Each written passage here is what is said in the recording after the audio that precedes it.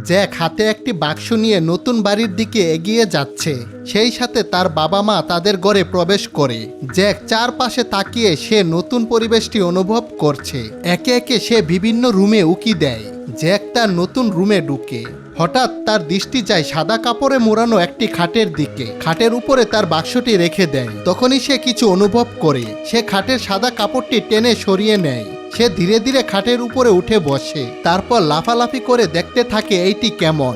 Jack খাটের উপরে শুয়ে পড়ে। দুই হাত দুই দিকে ছড়িয়ে দিয়ে মজা নিতে থাকে। হঠাৎ সে কিছু অনুভব করে। তার পাশে একটি মুখ ভেসে উঠে। জ্যাক আতঙ্কিত হয়ে দ্রুত উঠে বসে। সে বিছানা থেকে ধীরে ধীরে নামতে থাকে। ঠিক সেই সময় খাটের ভিতর থেকে একটি হাত বের করে তাকে টানতে থাকে। আর চারদিকে পানিতে ভরে যায়। জ্যাক কোনো মতে নিজেকে বাঁচিয়ে সেখান থেকে রক্ষা পায়। আর সাথে সাথে তার বাবা মা সেইখানে চলে আসে। বন্ধুরা, ভিডিওটি ভালো লাগলে অবশ্যই চ্যানেলটি সাবস্ক্রাইব করে পাশে থাকবেন।